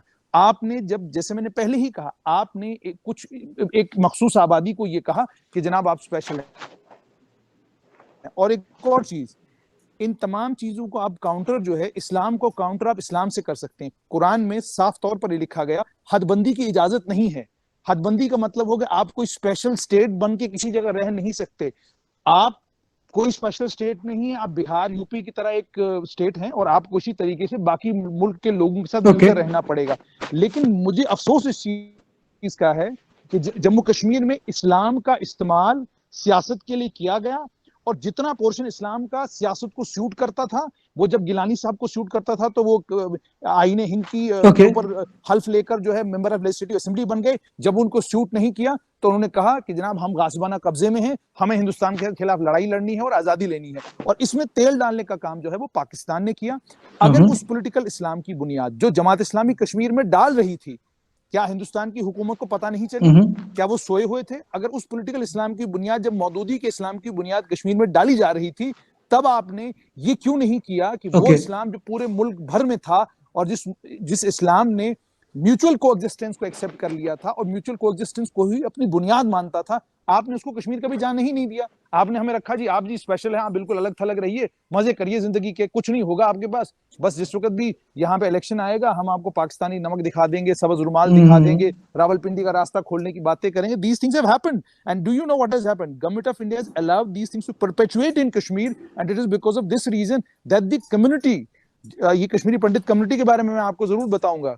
आज भी आप जगती नगरोटा के कैंपों में जाइए, आज भी आप कश्मीर में दिल्ली में जाइए, जहां पर भी आप कश्मीरी पंडित के घर में जाएंगे, आज भी यू विल डेफिनेटली सी अ मुस्लिम, एक मुसलमान उनके इलाके का जो उनका मेहमान है। ये this is still part of that. और मैं आज भी जब यहाँ जगती नगरोटा में जाता हूँ and I meet these people living in camps, I मतलब गेट पेन्ड टू सी कि वो लोग जिनको उजाड़ दिया गया, जिनके 4-4 मंजिला मकान हुआ करते थे और आज एक छोटे से कमरे में वो रहने पर मजबूर हैं, वो आज भी सेकुलर हैं। आज भी उनके अंदर सेकुलरिज्म की वो लॉ नजर आती है कि आपका दिल खुश होता है। You need to Muslims of Kashmir Valley and as Muslim of Jammu and Kashmir, I must reciprocate, and this is the time for me to reciprocate and to reciprocate in the manner, in a befitting manner. हम reciprocating अभी भी नहीं कर रहे, हम अभी भी arrogance में हैं, हम अभी भी मानने को तैयार नहीं है कि we have to go back to Madani's propagation of Islam, wherein he said that mutual coexistence is a must. I just wanted to clear this point. No, I think all of you have made a point, but since I have to conclude the discussion, there are 3 or 4 things I would definitely say, at the end of this discussion. I think that personally, Junaid, if I have to feel and if I have to understand that the de-radicalization of the society is taking place, I think it would happen that day when I'll find Kashmiri Pandits going back and living in Kashmir without any fear. I think that day I would say the society has been de-radicalized, they have been accepted, and they can live there freely. This will be my understanding of de-radicalization from New Delhi, not a lived experience, because my Taiji was also a Kashmiri Pandit. My Taiji also taught in Kashmir University for 15 years, and they all ran back when HMT incident took place. So, I understand when she could not go back to the valley for 22 years. So, these are lived things, and lived things are as real as, something which happens to you, you live with it, with that memory for, throughout your life. It's like an iconic memory. It does not fade away. Those are moments which cast your life forever.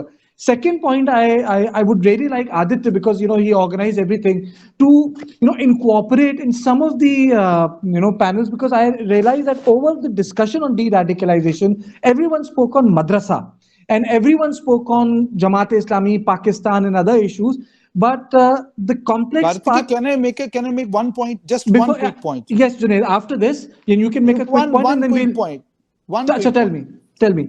The point is, ensure that we defeat the idea of Pakistan, because it is the idea of Pakistan which has kept Muslims away from the Indian mainstream. That idea of Pakistan needs to be defeated, because that idea of Pakistan is still there. An idea of Pakistan was born on a false narrative, which Madani said. And we just need to invoke this feeling in almost every Muslim, that this is a false notion in you, that this is Pakistan was created on the name of Islam, and there is nothing like Islam in Pakistan. That we need to tell every Muslim. That is very important. Idea of Pakistan needs to be defeated. Okay. And the last thing, as I was requesting to Aditya, because a lot of discussion emanated around madrasas and education process, the secularization of education in the modernity project, and the existence of religious institutions as disseminator of, ethics of peace, turning into centers where people were indoctrinated for violence. How did this happen? How can that process be reversed? Needs to be debated, because any site for religious study, seminary, pathshala, is not a center of radicalization. The best sciences sprouted from the churches of Europe, leading to Treaty of Westphalia 1648. They were, the best sciences of ancient Indians were incorporated by Islam in 14th, 11th, and 12th century, which they lost. So, these are the larger processes. Aditya, I would humbly request you, the next time when you organize a debate like this, do add a topic on the issue of radicalization, secularization of education in context of traditional religious institutions. So I think it was a brilliant discussion, Aditya, and I would like to thank all the panelists for coming out with original, different, and very riveting point of views on the issue of the problem of mixing of religion with daily life in Kashmir. Thank you, all of you. Thank you so much, Karthikeya sir. Thank you so much for joining us today. It was a great session. It was a very extensive discussion on radical Islam. I would also like to thank all the panelists for joining us today.